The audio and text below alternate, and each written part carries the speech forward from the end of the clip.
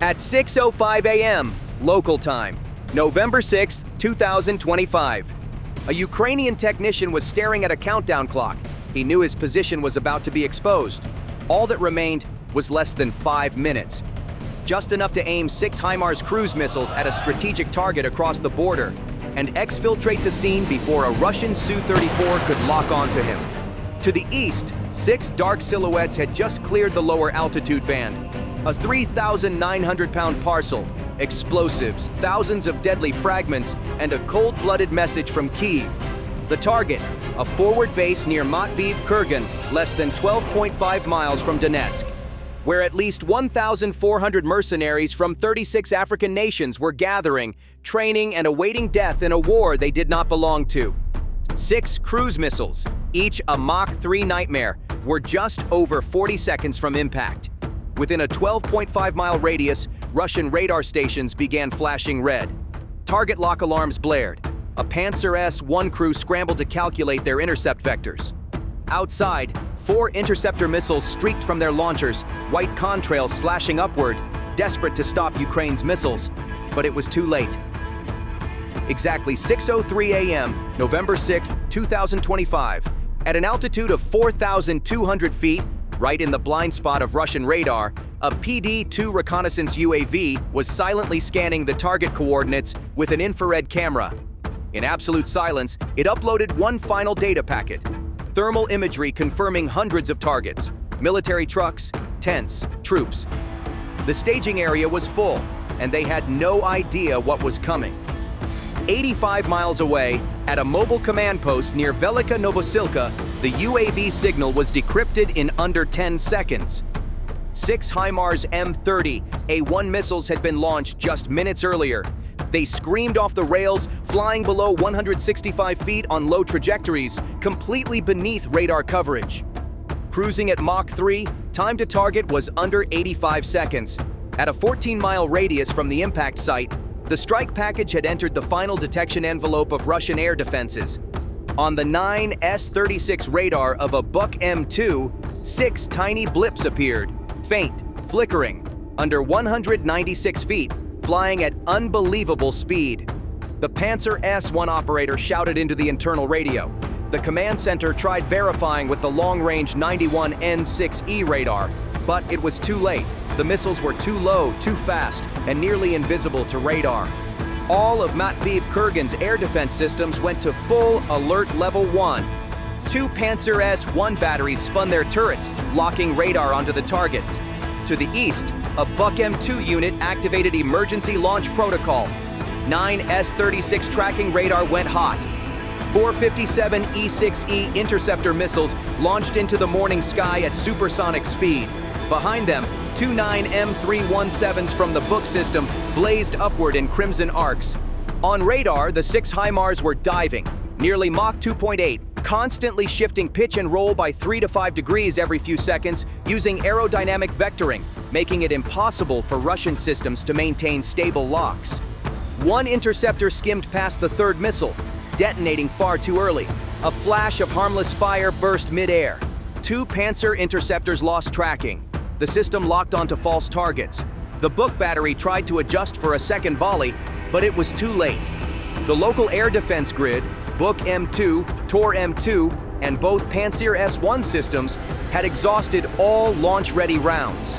All 6 HIMARS missiles punched through the entire defensive net. Not a single one was intercepted. In desperation, the Air Defense Command Center at Matveiv-Kurgan activated the R330ZH GTEL and Krasuka 4 EW systems, Russia's pride for disrupting GPS, spoofing signals, and blinding American missiles.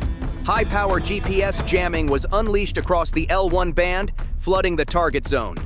On the ground, a technician squad scrambled to deploy corner reflectors, makeshift radar decoys set up like camo tents, aimed southwest in hopes of tricking the HIMARS. But that was a strategic mistake. The HIMARS M30A1 does not home in on radar or visual cues. It isn't fooled by reflectors.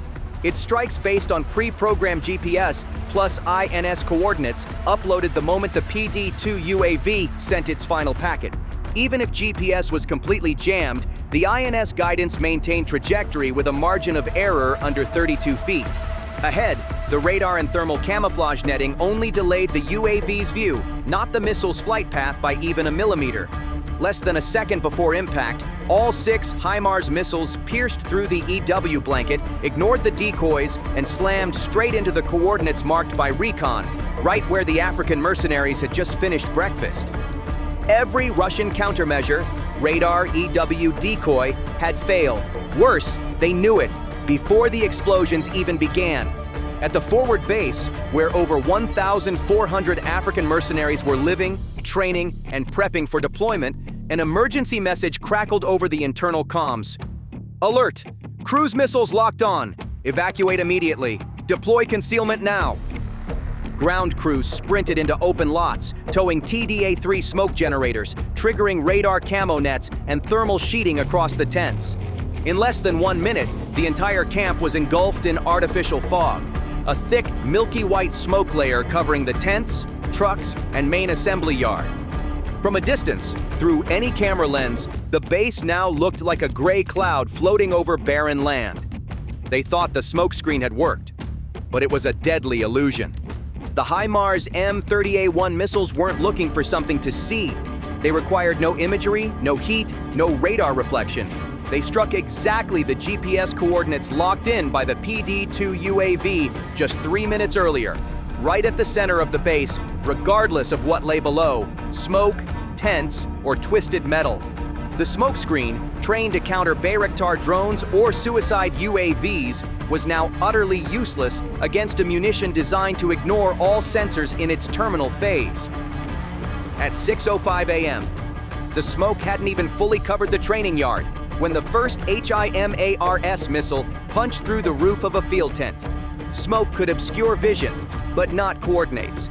The ranks of African mercenaries, mostly from Mali, Cameroon, Sudan, and the Central African Republic, were running for their lives from the main tent compound just seconds after receiving the evacuation order. These were soldiers deceived or coerced by Russia into a battlefield through forced recruitment or labor contracts promising big payouts. No one was accountable for foreign corpses, so they were treated as second-tier material, never expected to survive past a month. But it was too late. The first HIMARS hit directly over the field mess hall and detonated at 165 feet altitude. The M30A1 warhead released directional fragmentation, saturating a 100-foot kill radius. The second struck the CAMAZ vehicle yard, packed with 122mm artillery shells. The chain reaction triggered a massive secondary explosion. One shell cooked off before it was ever fired. The third missile ripped through the roof of the command tent, just as a Russian captain was screaming orders over the radio. The forward base became a scene of chaos. Black columns of smoke towered upward. Survivors tried fleeing the kill zone, but the 4th and 5th missiles weren't done yet. The 4th and 5th slammed into the sleeping quarters. Fireballs over 130 feet rose skyward, tossing tents across 330 feet. The shockwave flattened everything. The final missile left a crater in the earth, a burning circle marking the end. What had been a fully manned base, Matviv Kurgan, was now a scorched graveyard. No structure left intact, only charred bodies and twisted steel. In under 10 seconds, the entire Matviv Kurgan forward base, once a hub for training, logistics, and coordination for African mercenaries, had been turned into hell on Earth. Nearly 1,000 African soldiers were either killed or gravely wounded. Russian base commanders, including the forward captain, a Wagner advisor, and 2 logistics officers, were killed instantly in the strike on the command center. A few junior officers survived, but lost all communication as shockwaves destroyed the comm systems. The result: 60% of the base's infrastructure was completely destroyed. The mess hall, primary tents, command post, ammo storage, all reduced to ash and twisted iron. 8 KAMAZ transport trucks loaded with munitions were incinerated. 3 BTR-80 and 1 R-145 BM command vehicle were directly hit. Hulls burned black, tracks blown from their mounts. The fuel depot caught fire in a secondary blast. Flames raged for hours, spreading into the surrounding shelters 260 feet away. Thick black smoke rose hundreds of meters, visible from commercial satellites and long-range UAVs. On the other side of the front line, Ukraine held no press conference, no victory announcement, no celebration. With a single strike, Ukraine had wiped out the training, logistics, and coordination hub for the entire foreign mercenary network on the Eastern Front. The manpower pipeline Russia had built from Mali, Sudan, Cameroon, and the Central African Republic was now shattered, triggering panic in many other units. Mercenary groups in Rostov and Luhansk immediately refused new movement orders. Those still stationed at staging areas began leaking charred photos of the blast site, tagged with a chilling caption, "Matviv Kurgan is gone, we are next." It wasn't just the mercenaries who panicked. The strike also severed the artillery, fuel, and equipment transit route from Rostov to Donetsk. Russia was forced to reroute logistics through farther nodes like Kamensk or Novocherkassk, more than 50 miles from the front line, drastically increasing transit times and UAV ambush risks. More critically, this was the first time the region's entire air defense and EW network was penetrated, without intercepting a single missile. Buk M2, Pantsir S-1, and Krasuka EW units all failed. On the battlefield, Ukraine made no statements, no declarations, but everyone understood a turning point had occurred. When an adversary could use 6 HIMARS missiles to annihilate a strategic base, erase over 1,000 troops, and plunge both the mercenary command and Russian logistics into chaos, the war had entered a new tier. Immediately after the strike, state TV channels in Mali, Sudan, and the Central African Republic went silent. In Mali and Burkina Faso, where militaries had recently seized power through coups, internal media crises exploded. Opposition groups demanded investigations into mercenary contracts with Wagner, accusing their governments of selling soldiers' blood for armored trucks and artillery shells. But the most terrifying outcome was the quiet fracture inside the power structure Moscow had tried to build across the African continent. Because Matviv Kurgan wasn't just a base that got wiped off the map, it was proof that when attacked, African mercenaries had no armor, no air defense, and no protection beyond a few camo tarps.